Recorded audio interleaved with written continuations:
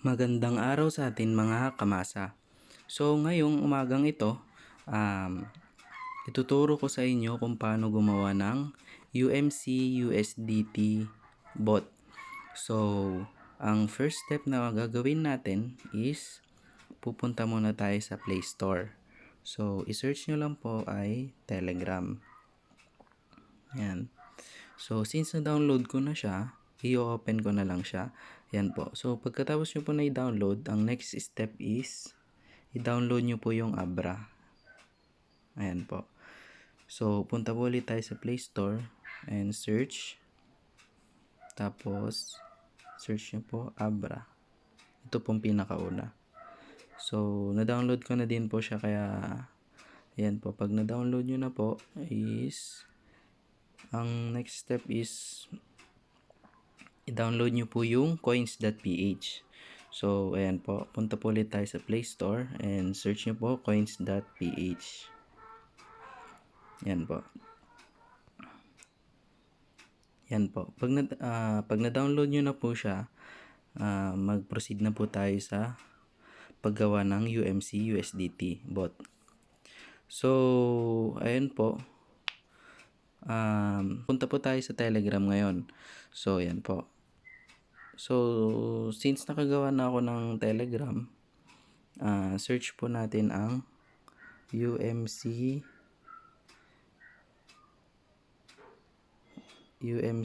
USDT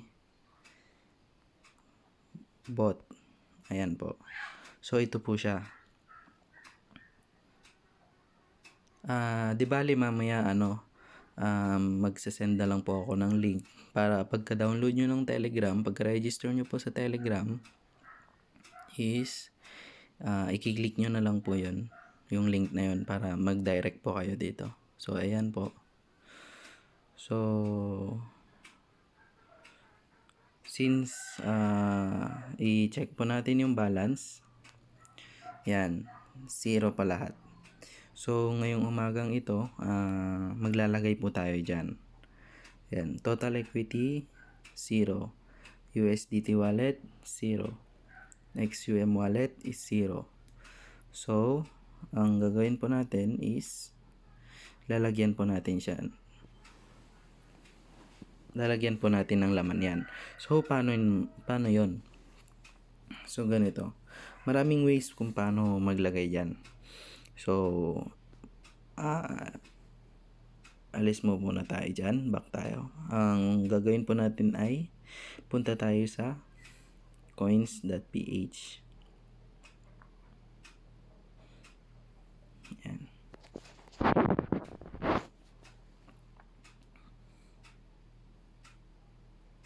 So ayan, meron tayong 5,250. So syempre tatanungin nyo sa akin kung paano mag-cash in dyan. So ganito po. Pwede po tayo mag-cash in sa coins.ph using these cash in options. Pwede po tayo sa Palawan, pwede pa tayo sa Western Union, pwede po tayo sa M. Luwilier, Metrobank, Union Bank. So gagawa din po ako ng tutorial kung paano gumawa ng coins.ph. Ayan, pwede sa Paymaya, pwede sa GCash. Ayan. Meron din tayong mga bank transfer para mas madalian po. Ayan po. Ayan.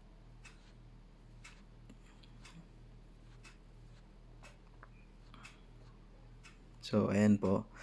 So, nag-cash in po ako sa GCash. So, bali may laman po yung GCash ko. Tapos, dinirect ko po dito sa coins.ph. So, ganun po. Ang susunod po na gagawin ko ay i-transfer ko siya sa XRP. Ganito po ginawa ko lang po kasi ito kasi mas makaka-minus po tayo sa fees, kasi malaki ang makakaltas natin sa fees sa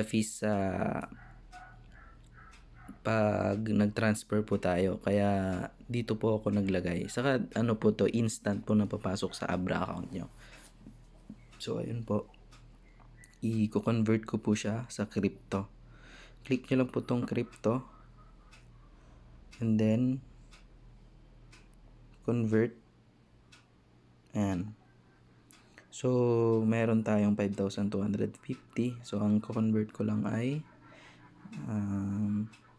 5,250. Yan po. So sa XRP ko siya ilalagay kasi sa XRP ito yung may pinakamababang fee sa lahat ng crypto. Yun lang po ang alam ko for my own experience. So ganun po, pagka convert po natin, ayan, convert. Yun, payment received sabi niya. So back po natin, punta po tayo sa XRP. So ayan na po yung yan na po yun, 239 XRP. So ang ano niya is 5,000, almost 5,100. So ayan, ang susunod na step natin ay pupunta po tayo sa Abra. Dito na po natin i-convert yung XRP natin to USDT. Ayan. So ayan. So dito sa Abra, pwedeng direct ka dito mag-add money. Ito po, punta po tayo sa add money. Pwede po sa 7-Eleven. Meron po tayong, ito po yung sinasabi ko, instant po.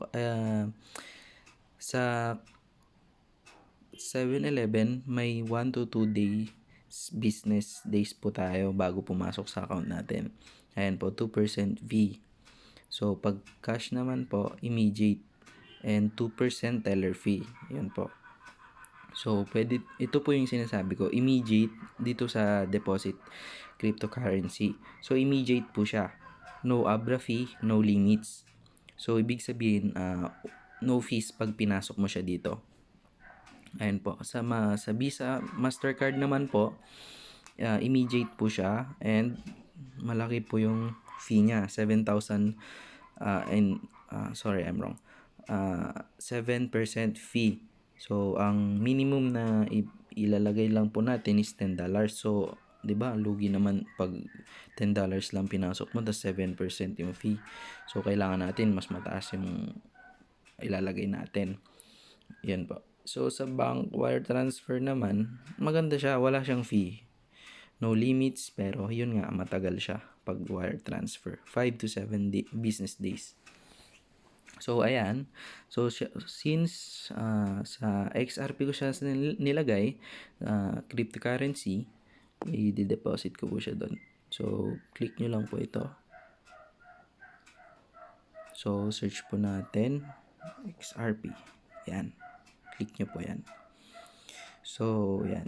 You should only deposit XRP to this address, sabi niya. So agree tayo dyan. Destination tag is required. Agree tayo dyan. Ayan. So ito na po yung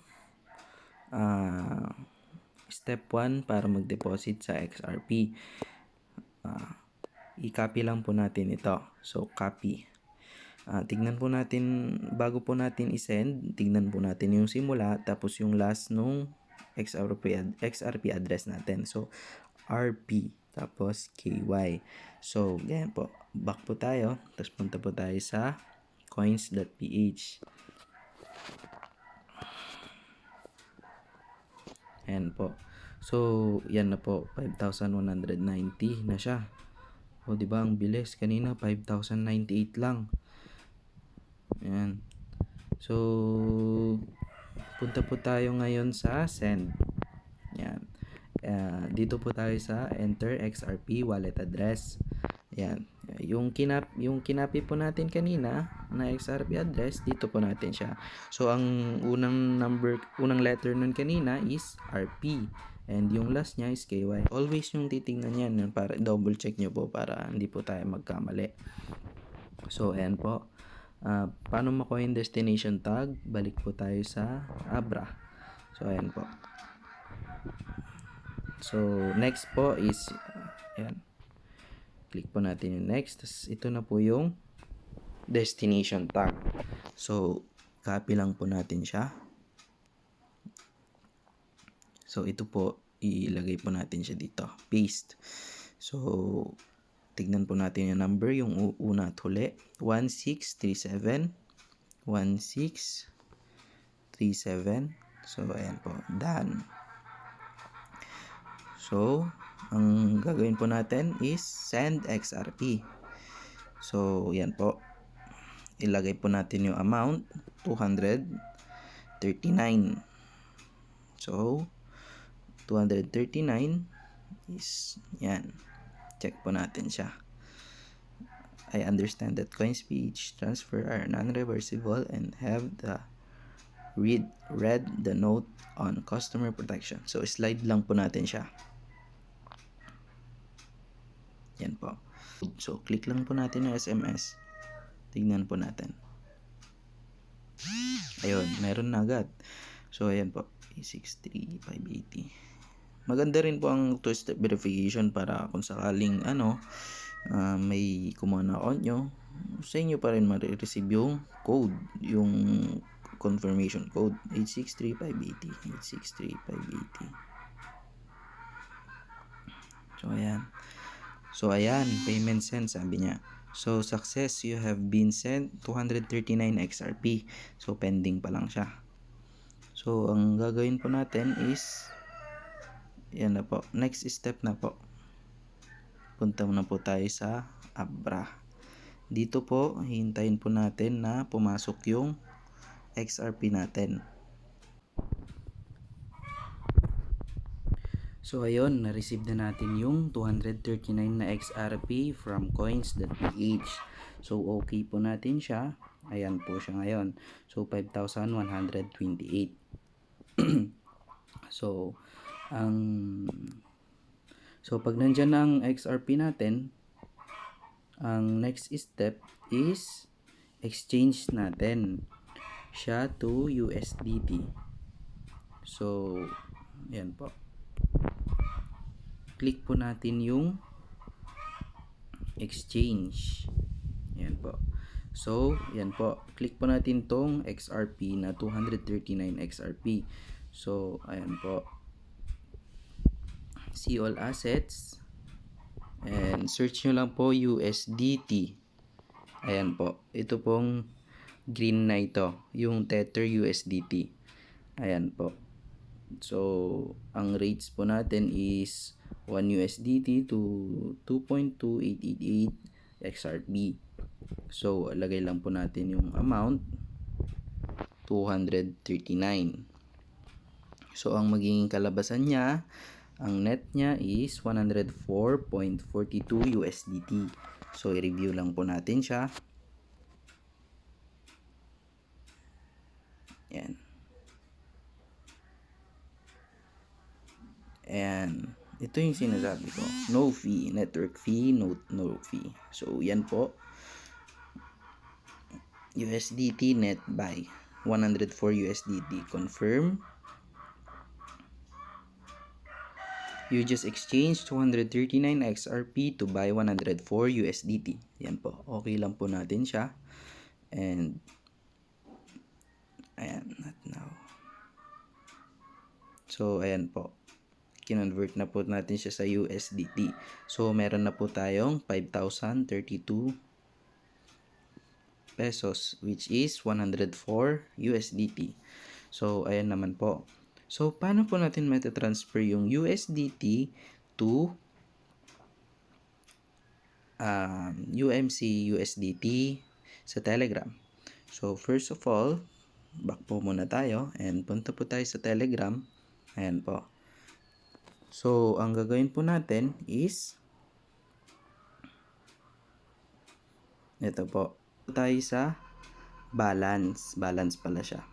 So, ayan po. Since wala po pong laman ang equity natin, 0 XUM, XUM wallet is 0, USDT wallet 0, ilalagay po natin yung USDT natin dito. So, paano po yan? So, punta lang po tayo sa deposit. Ayan po. So, use this ERC. You should not send ETH or any other tokens to this address. So, yan po.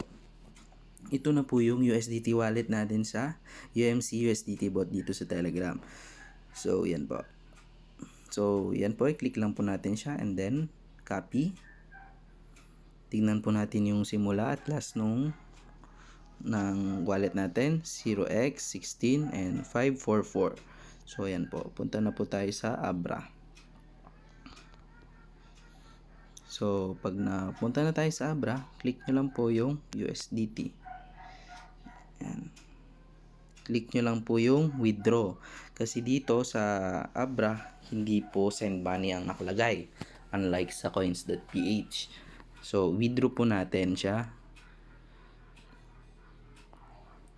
Ayan. Send to crypto wallet. Yan po. Sa USDT po tayo. Send natin siya sa USDT. So, yung kinapi po natin dito, ayan. Copy. Ay, ipipaste po natin siya dito. Dito po. Paste. Tignan po natin yung unang number at last number. So, 0x16, 544. 0x16, 544. So, parehas po siya. So, ayan po.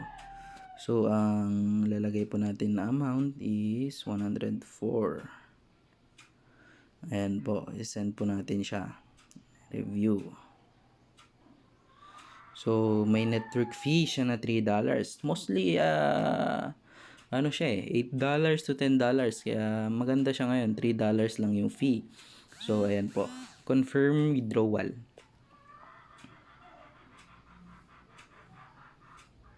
Ayan, 101 USD has been sent to Tether address. So, okay po natin siya. Ayan, so 11 pesos na lang siya or 0.2 USDT. So, ngayon, maghihintay na po tayo na pumasok dito yon sa account natin sa UMC. So, siguro mga 10 to 15 minutes po ito. So, ang gawin po lang natin ay panoodin muna yung video ko. Ulitin nyo kung may hindi po kayo naintindihan. Ayan po. Hintayin lang po natin siya. So, ayan. Yung dineposit natin sa Abra ay nandito na sa UMC USDT bot. So, 101 USDT. So, ayan na po siya. Meron na po siya.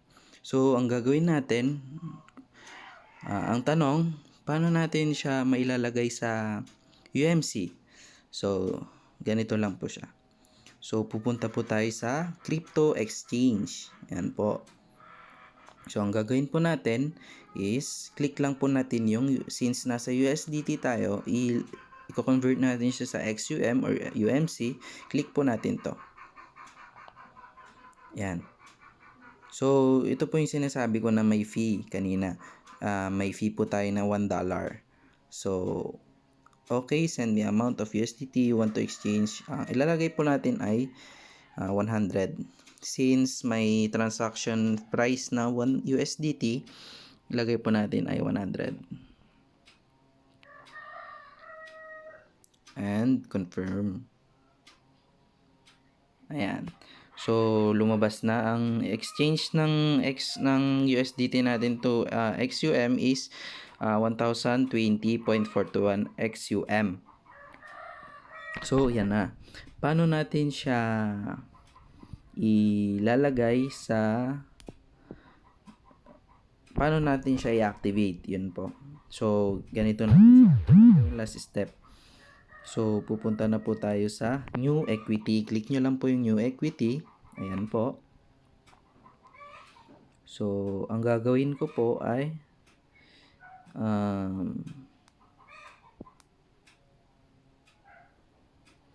try po natin yung, ito meron po kasing packages na 3 months compounding. So, ang kwan po niyan, ang payout system po niyan, yun nga po parang dun sa subscription and gains natin ay 3 months po natin bago siya makuha. So ganun din po 6 months. 6 months din po natin siya bago makuha compounding. So ngayon wala na po yung 12 months or yung 1 year. Kasi po yun na po yung in-update na po ni chairman. So, ito sa may monthly payouts, meron pa rin po. So, meron po tayong 3 months monthly payout. So, monthly po siya. Sa loob ng 3 months, pipayout po tayo ng 3 pipayout po tayo ng monthly sa 3 months. So, ganun din po sa 6 months monthly payout. So, sa loob ng 6 months, pipayout po tayo ng monthly payouts. So, ganun din po. Meron naman po tayo sa 12 months. So, ayan po, yung mga sa loob ng isang taon, sa loob ng 12 months, yan po, pay out po tayo ng monthly. So, ayan po. So, ang pipiliin ko po dito ay ang 3 po tayo ulit. Ang ilalagay ko po is 6 months kasi June. Bale, para sakto po sa birthday ko sa July. Yan. 6 months compounding. Ilagay po natin ulit yung 1,020. So, 6 months compounding yan po. Bale, sa June 24 na po siya. Next year. Ayan po. So, pagkatapos po natin siyang ilagay, so, i-confirm na lang po natin siya. Yan po. So, your equity added successfully. Yan, sabi niya. So, yan po, meron na po siya. So, paano natin siya titignan? Punta po tayo sa balance. And then, total equity is 1,020. Ayan na po, nakalagay na po siya sa compounding. So, pagkatapos po nun, is back po natin. Ayan na po, meron na po siya. So, nagka-countdown na po siya. So, yan na po. So, 6 months compounding expires at June 24, 10/4. So, in 183 days. Next profit at January 22, 10/14. And in 30 days, yan na po siya. So, ayun lang po. Sa mga may katanungan, PM nyo lang po ako or para po assist ko po kayo or matawagan ko po kayo, and send ko po sa inyo, ilalagay ko po dito sa baba yung link ng USDT bot ko po. So ayan lang po sa umagang ito. Thank you and God bless.